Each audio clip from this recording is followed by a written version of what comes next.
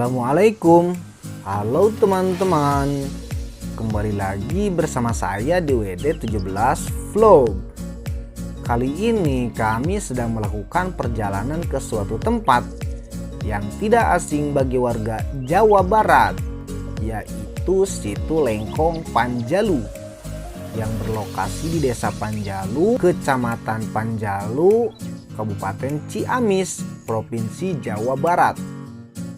Dari arah barat, terutama dari Bandung, berjarak sekitar 100 km melalui Ciawi terus ke Panumbangan dan sampai di Panjalu. Sedangkan dari timur, yaitu Ciamis, berjarak sekitar 30 km melalui Buniseri, Kawali dan sampai Panjalu. Situ Lengkong Panjalu adalah sebuah danau seluas 57,95 hektar dengan pulau di tengahnya seluas 9,25 hektar bernama Nusa Gede. Situ Lengkong terletak sekitar 30 km sebelah utara kota Ciamis atau 15 km sebelah barat kota Kawali dan berbatasan di sebelah utara dengan wilayah Talaga, Kabupaten Majalengka, dan Kabupaten Kuningan yang merupakan suatu lingkup wilayah komunitas yang dulu dikenal sebagai pusat kerajaan Panjalu. Di Pulau Nusa Gede terdapat hutan lindung beserta peninggalan purbakala. Konon Nusa Gede awalnya adalah pusat pemerintahan kerajaan Panjalu, selain juga berfungsi sebagai benteng pertahanan. Temuan-temuan data kepurbakalaan, nilai-nilai sosial kultural, serta jejak kesejahteraan lainnya yang kini masih lestari memberikan petunjuk tentang masa lalu kota itu sebagai kota kerajaan kuno yang dikenal sebagai Kerajaan Sokogaluh Panjalu. Nah, ibu kota kerajaan itu dibangun pada areal suatu danau atau situ seluas 57,95 hektar yang kini disebut sebagai Situ Lengkong yang terletak di sepanjang tepi utara kota Panjalu. Sekarang terdapat 3 buah nusa atau pulau kecil pada situ tersebut yang masing-masing digunakan sebagai tempat bangunan istana kerajaan, kepatihan, juga staf kerajaan, dan sebagai taman rekreasi.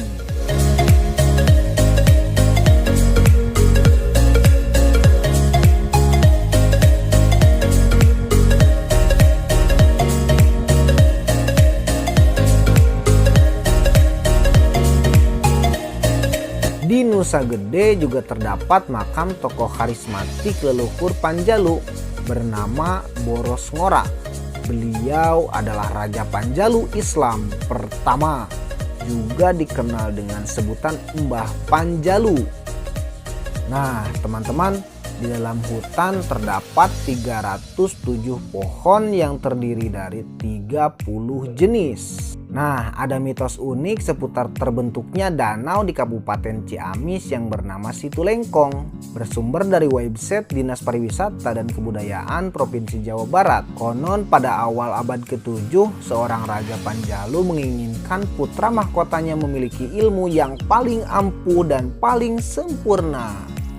Maka berangkatlah sang putra mahkota yang bernama Boros Ngora menuju ke suatu tempat dan berakhir di Tanah Suci Mekah. Di sanalah tujuannya tercapai, yaitu mempelajari dan memperdalam agama Islam dan membaca 2 kalimat syahadat alias masuk Islam ya teman-teman. Wow, keren. Nah, setelah tinggal cukup lama, maka pulanglah sang putra mahkota ke Panjalu dengan dibekali air zam-zam, pakaian kesultanan, perlengkapan pedang, cis, dan lain-lain. Di Panjalu, tugas utamanya adalah menjadi Raja Islam dan sekaligus mengislamkan rakyatnya. Beliau kemudian menjadi Raja Panjalu menggantikan ayahnya dengan gelar Sang Hyang Boros Ngora. Nah, mulai saat itulah Kerajaan Panjalu berubah dari kerajaan Hindu menjadi kerajaan Islam. Konon Air Zam-Zam dari Mekah ditumpahkan ke lembah bernama Lembah Pasir Jambu. Kemudian lembah itu bertambah banyak airnya dan terjadilah danau yang kini disebut Situ Lengkong.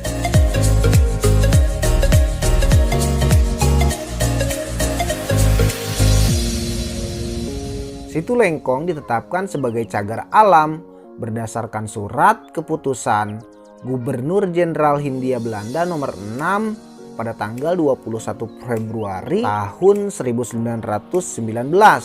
Situ Lengkong Panjalu termasuk destinasi wisata yang terkenal di Ciamis yang letaknya berada di perbatasan Kabupaten Majalengka dan juga Kuningan. Danau seluas 9,25 hektar ini memiliki sebuah pulau kecil di tengahnya. Tempatnya cukup asik untuk rekreasi dengan dikelilingi perbukitan hijau. Situ Lengkong juga menjadi destinasi wisata di mana teman-teman bisa menikmati keindahannya dengan berperahu berkeliling danau atau singgah ke Pulau Nusa Larang untuk berziarah ke makam anak Boros Ngora yang dikenal dengan nama Prabu Haryang Kancana. Nah, setiap bulan Maulud, warga sekitar juga rutin melaksanakan upacara adat bernama Nyangku, di mana saat itu akan dilakukan pembersihan benda-benda pusaka yang disimpan di Museum Bumi Alit. Teman-teman yang berkunjung untuk tujuan berlibur pun telah disiapkan aneka fasilitas pendukung seperti tempat parkir yang luas, penyewaan perahu untuk berkeliling, MCK, masjid yang nyaman, dan juga sentra oleh-oleh berupa kerajinan tangan dari bambu, aneka bordir, gelang kayu, dan masih banyak lagi yang lainnya. Nah teman-teman, kalau ada waktu main-main ke tempat ini ya, tempatnya asik juga nih. Terima kasih sudah menonton. Assalamualaikum warahmatullahi wabarakatuh.